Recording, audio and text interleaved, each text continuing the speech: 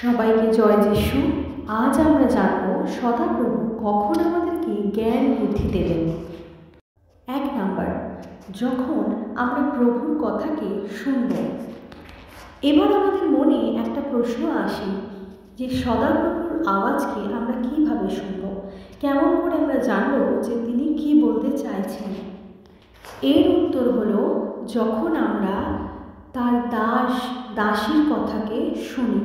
পরমেশ্বর তার দাসীর দ্বারায় আমাদের সাথে কথা বলে থাকে। আমরা যখন তার দ্বারায় পাওয়া সেই আজ্ঞাকে মেনে চলব, শুনব, তখন পরমেশ্বর আমাদেরকে আগামী দিনের জন্য আরও জ্ঞান বুদ্ধি দেবেন। আমাদের হৃদয়ে প্রভুর ইচ্ছেকে, প্রভুর কথাকে শোনার জন্য যদি আমরা ইচ্ছেকে রাখি, তখনই আমরা তা পাব। নাম্বার 2, তার আজ্ঞা সকল হৃদয়ে রাখব। তিনি তার বচনের দ্বারায় আমাদেরকে আজ্ঞা দিয়ে থাকেন, তার দাসীর দ্বারাতেও আমাদেরকে আজ্ঞা দিয়ে থাকেন। যখন আমরা সেই আজ্ঞাকে, যা তিনি দিচ্ছেন, সেই আজ্ঞাকে আমরা হৃদয়ে রাখব। যেমন মা বাবা যখন আমাদেরকে বলে যে তুমি এই রাস্তায় যাবে না, তুমি এই জিনিসটা খাবে না, সেটা যেমন আমরা মনে রাখি, যখন যখন সেই জিনিসগুলো আমাদের সামনে আসে, আমরা তখন এটা মনে করি যে না, আমাকে মা বারণ করেছে, আমাকে এটা করতে বারণ করা হচ্ছে।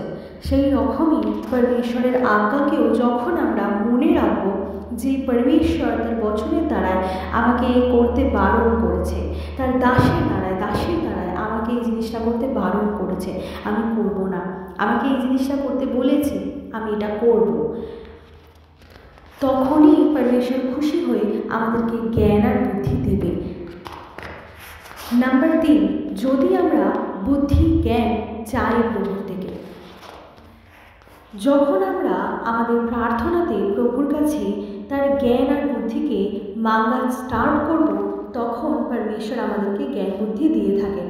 যেমন রাজা সলোমন তার স্বপ্নে যখন প্রভু আসে তার কাজে খুশি হয়ে, তখন রাজা সলোমন সেই পরমেশ্বরের কাছে তার জ্ঞান আর বুদ্ধি মেঙ্গেছিল যে তুমি আমাকে তোমার জ্ঞান বুদ্ধি দাও, যাতে তোমার প্রজাদেরকে আমি পালন করতে পারি। তো সেই সময় প্রভু তাকে সেই জ্ঞান আর বুদ্ধি দিয়েছিলেন, যার দ্বারায় সেই যত সমস্যা তার সামনে আনা হতো, সেই তাড়াতাড়ি সমাধান করে দিত, সুন্দরভাবে সহজভাবে সেই সমাধানকে করে দিত। আজ তেমনই যদি আমরা প্রার্থনাতে বসি, আমরা যেন প্রভুর কাছে তার জ্ঞানকে আর বুদ্ধিকে চাই। যখন আমরা তার জ্ঞানকে আর বুদ্ধিকে চাইব, আমাদেরকে কেউই হারাতে পারবে না। নাম্বার 4, যখন আমরা সরলতায় জীবনযাপন করব, তখন তিনি আমাদেরকে বুদ্ধি দেবেন। এই কথার মানে হলো, যখন কেউ দুষ্টতা থেকে ফিরে এসে পরমেশ্বরের কাছে নম্র হয় এবং সরলতায় চলার জন্য পরমেশ্বরের কাছে প্রার্থনা করে, তখন সে প্রার্থনাতে বলতে পারে যে প্রভু, আমি সরলতায় চলতে চাই, আর তুমি আমাকে তোমার জ্ঞান বুদ্ধি দ্বারা চালাও। তখন পরমেশ্বর তার জ্ঞান আর বুদ্ধিকে দিয়ে থাকে। তার আগে তাকে নম্র হতে হবে, তবেই সেই পরমেশ্বর আমাদেরকে চলার জন্য জ্ঞান আর বুদ্ধি দেবেন। নাম্বার 5, যারা সততায় চলে, তাদের জন্য পরমেশ্বর সর্বদা ঢাল হয়ে দাঁড়িয়ে থাকে। যখন আপনি সততায় চলবেন, পরমেশ্বরের কাছে বলবেন যে আমাকে ইমানদার করো, সততায় চালাও, পরমেশ্বর সেই সততায় চলার জন্য জ্ঞান আর বুদ্ধি আপনাকে দেবেন।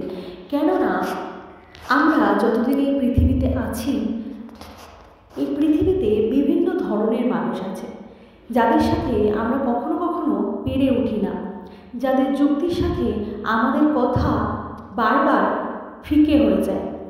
তো সেই জন্যেই পরমেশ্বর সেই সময়ও আপনাকে জ্ঞান আর বুদ্ধি দেবে, যখন আপনি সততায় প্রভুর ইচ্ছেতে চলবেন। সবাইকে জয় যিশু।